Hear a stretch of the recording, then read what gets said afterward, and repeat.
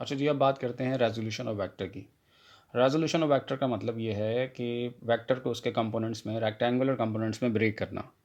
तो इसको इस तरह डिफाइन कर सकते हैं, the process of splitting a vector into its rectangular component is called resolution of vector. और we can say that the process of breaking a vector into its rectangular component is called resolution of vector.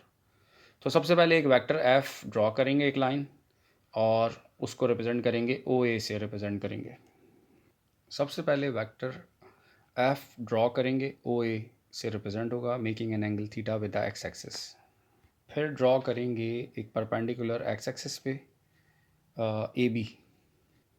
उसके बाद एक दूसरा perpendicular draw करेंगे point A से Y axis पे, जो कि सी पॉइंट पर मीट करेगा वाई एक्सिस पे। और हम ये कहेंगे कि हमारे पास दो परपेंडिकुलर हमने ड्रॉ किए हैं पॉइंट ए से, ए बी और ए सी। ये जो ए बी है ये एफ एक्स को रिप्रेजेंट कर रहा है, और ओ सी जो है वो एफ वाई को रिप्रेजेंट कर रहा है। अच्छा जी, ये ओ सी और ए बी जो है वो इक्वल है, एफ वाई के लिए इक्वल है ये। जब आपने ड्रॉ कर लिया तो आप इसको स्टेटमेंट फॉर्म में लिखते हैं कि consider a vector F represented by line O A makes an angle theta with the X axis, draw two perpendiculars from point A to x axis and y axis. Now we get OB and OC. अब OB जो है वो fx को represent कर रहा है और OC जो है वो fy को रिप्रेजेंट कर रहा है. By using the head to tail rule we can say that vector f जो है वो सम है इन दो वेक्टर्स का, fx और fy का. Why? Because on the head of fx fy is drawn. fx के हेड पर fy को ड्रॉ किया गया है, और f जो वेक्टर है वो इसके टेल से fx के fy के हेड को ज्वाइन कर रहा है. तो हम ये कहेंगे कि fx और fy का रिजल्टेंट f है. अच्छा, in a right angle triangle A O B. अब इस right angle triangle A O B के अंदर हम ये कहते हैं कि cos theta is equal to base upon hypotenuse होता है. cos थीटा का मतलब होता है ट्रिग्नोमेट्रिक रेशो है, ये एफ एक्स अपॉन एफ होगा, बेस अपॉन हाइपोटेन्यूज. बेस जो है वो है ओ बी और हाइपोटेन्यूज है ओ ए.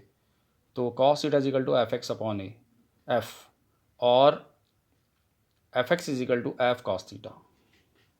इसी तरह साइन थीटा की बात की जाए तो sine theta is equal to perpendicular upon hypotenuse. तो इस ट्राइंगल के अंदर ये परपेंडिकुलर है और ये हाइपोटेन्यूज है. एफ वाई परपेंडिकुलर है और एफ हाइपोटेन्यूज है.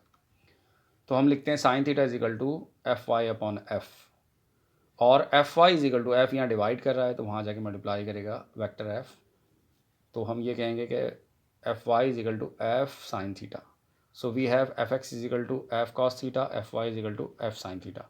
अच्छा, एक और बात का ख्याल रखना है कि यहाँ मैग्नीट्यूड की बात हो रही है.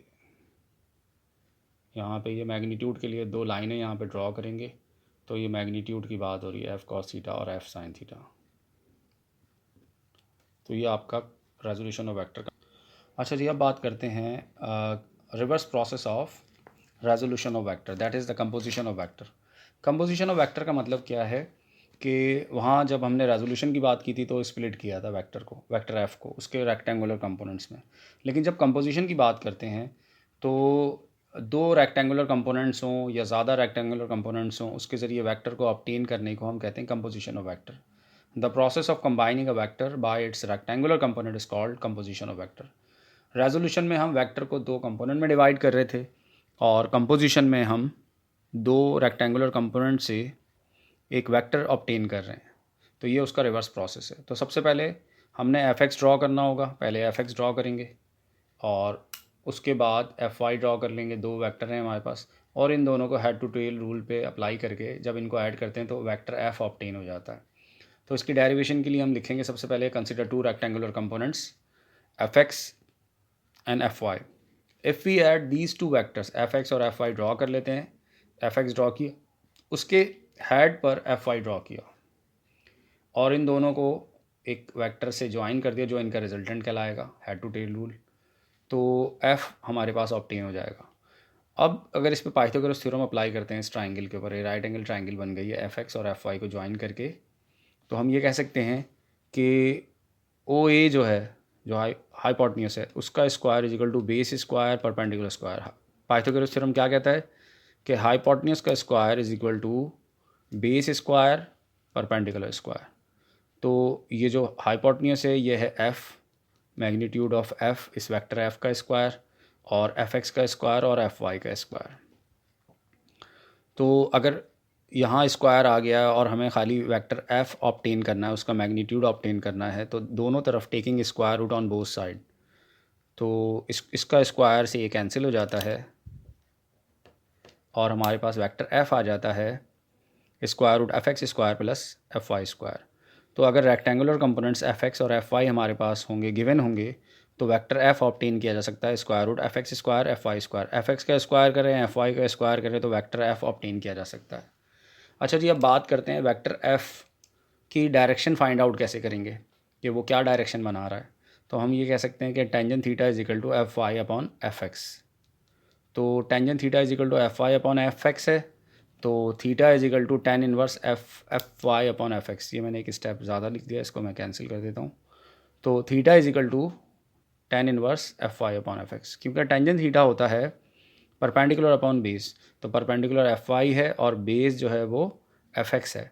तो हम ये कह सकते हैं कि tangent theta is equal to perpendicular upon base, और theta is equal to tan inverse, tan वहाँ चला जाता है तो टेन इनवर्स बन जाता है।